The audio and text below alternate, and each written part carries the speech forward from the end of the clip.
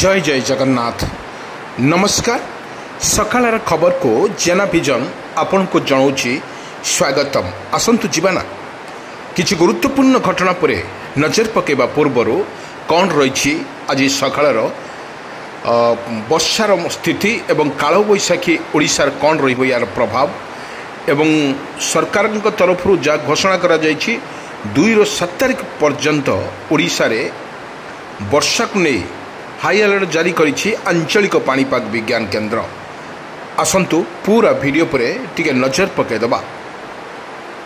7 पर्यंत झड़ वर्षा, 9 जिला को येलो वार्निंग। भुवनेश्वर आंचलिक किछि दिन देश रे विभिन्न राज्य रे प्रबल रु अति प्रबल वर्षा हेबो। सेहीपरि एप्रिल जून मर्चरे उत्तर भारत और उत्तर पश्चिम भारत रे सह अन्यान्य स्थान रे स्वाभाविक ठारू अधिक तापमात्रा अनुभूत हो पारे। एने भारतीय पाणीपाग विभाग तरफ सूचना यही सतर्क सूचना करिछि भारतीय पाणीपाग विज्ञान केन्द्र। दर्शक बंधु 16 जिला को येलो वार्निंग जारी कला आंचलिक पाणीपाग विज्ञान केन्द्र। बिजुली घड़घड़ी सह हल्का वर्षा सांग को 40 ରୁ 50 किलोमीटर बेगरे पवन बहिबार संभावना रही। 3 तारिख वर्षार परिमाण बढ़िबा, बिजुली घड़घड़ी सह कुआपत्थर को नहीं ऑरेंज वार्निंग जारी करिछि आंचलिक पाणीपाग विज्ञान केन्द्र। सुंदरगढ़, झारसुगुड़ा, संबलपुर, कलाहांडी, रायगड़ा, बौद्ध, सोनपुर एवं नवरंगपुर एवं कंधमाल यही 9 जिला को कुआपत्थर वर्षा सह ऑरेंज वार्निंग जारी करिछि पाणीपाग विज्ञान केन्द्र। दर्शक बंधु आमे जो विजुअल माध्यम रे आपन को देखौचो काल बैशाखीर तांडव रचिब सारा ओडिशा।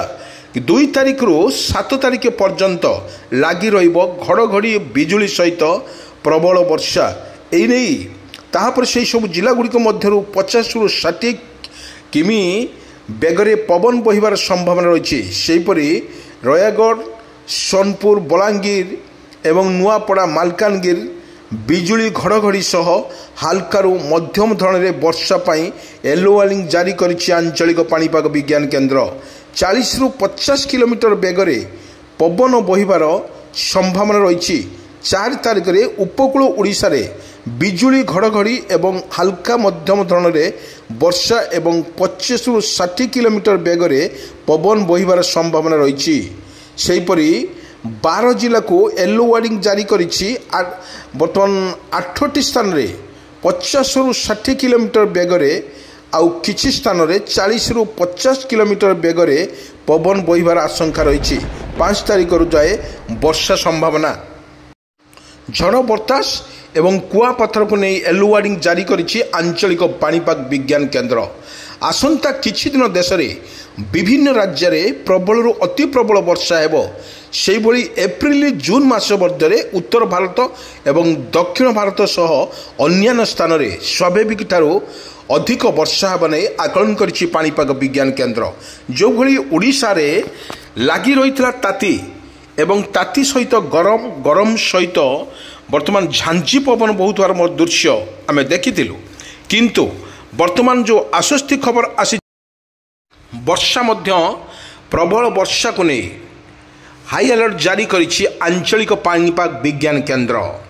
एठी सबुठी देखिबाकु मिलिबो ओडिशार हल्कार मध्यम धरणर वर्षा हो पारे।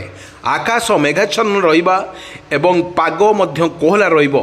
सेथिपाई लोकमानंक भितरे देखिबाकु मिलछि आल्लस उल्लास। एठी बड़ कथा आमे कहूछु आपण मानंकु जो भली ओडिशा रे वर्षा लागी रहिबो एवं जो भली पवन जहाँ आंचलिक पाणीपाग विज्ञान केन्द्र बा आईएमडी पक्षर जो सूचना दी जाइछि अत्यंतिक 30 ରୁ 40 डिग्री 50 ରୁ 60 डिग्री केउ केउ जिले में ताहा वर्षा हेबो स्पष्टीकरण कर दैछि। एवं जो भली आज ठारू वर्षा जिपरि रहिबो काल बैशाखी वर्षा सहित बिजुली घड़घड़ी एवं वर्षा कंटिन्यू भाव में वर्षा रहिबो। 1 तारिख रू जहाँ सूचना देथिले 2 तारिख रू 7 तारिख पर्यंत ओडिशा रे प्रबल वर्षा को नहीं बर्तमान सतर्क सूचना जारी करा जायछि। से भली आमे आपनकु मानकु कहूतलु बारंबार न्यूज माध्यम रे अपडेट खबर आमे आपनकु दउछु जेउटी ओडिशा रे प्रत्येक जिले रे हल्का रु मध्यम धरणर वर्षा हवा नहीं सतर्क सूचना मध्य जारी कला विभाग। सेथि मध्यरु भद्रक, बालेश्वर, कटक, पुरी, गंजाम, गजपति एई भली स्थान रे वर्षा प्रबल वर्षा हबार मध्य सूचना रही। सेथि मध्यरु वर्षा बिजुली घड़घड़ी सहित वर्षा हेब नहीं सतर्क सूचना करिछि आंचलिक पाणीपाग विज्ञान केन्द्र। जेभली स्थिति ओडिशा रही उत्तर पश्चिम भारत में सर्वोच्च तापमात्रा एप्रिल 2 सुधा 3 और 5 डिग्री सेल्सियस वृद्धि पाई पारे, जाफल वर्तमान ग्रीष्म प्रभाव आहरी तीव्र होबो। मात्र आसंता 4 रु 5 दिन मध्य महाराष्ट्र, कर्नाटक, मध्य प्रदेश, छत्तीसगढ़ एवं ओडिशा रे वर्षा सह कुआपथर माड़ हो पारे। सेपरी गुजरात रे एवं जो स्वराष्ट्र एवं ग्रीष्म प्रभार परिस्थिति सृष्टि हेबार संभावना रही। एठी जो अपडेट खबर सामना को आसिला पाणीपागर हठात परिवर्तन जोगु फसल एवं जीवन जीविका गुरुत्वपूर्ण प्रभाव हेबाकु थिबारु लोके आवश्यक सतर्क अवलंबन करने को पाणीपाग विभाग पक्षरु परामर्श जारी।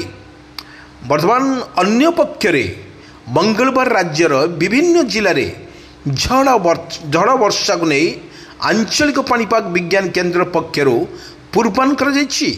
कोरापुट, मालकानगिरी, कलाहांडी, कंधमाल, बौद्ध, अनुगुल, मयूरभंज, केन्दुझर, रायगड़ आदि जिले में 30 रु 40 किलोमीटर बेगरे पवन बोहिबा सह घड़घड़ी बिजुली पाई येलो वार्निंग जारी करिछि विभाग।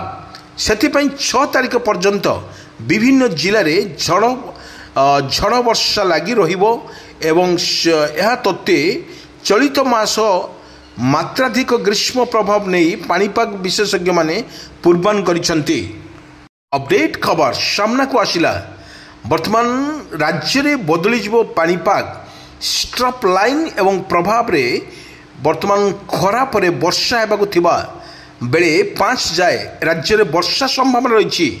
पाणीपाग विभाग कहिछि 2 तारिख रे आभ्यंतर ओडिशा मयूरभंज, केउंझर, सुंदरगढ़, झारसुगुड़ा, देवगढ़, बरगढ़, सम्बलपुर, सोनपुर, बलांगीर, अनुगुल, सोनपुर एवं नवरंगपुर, बौद्ध, नुआपड़ा, कलाहांडी एवं कोल्हापुर रे अत्यधिक वर्षा मध्य होई पारे बोली आकलन करिछि पाणीपाग विभाग। कौन रहिबो प्रभाव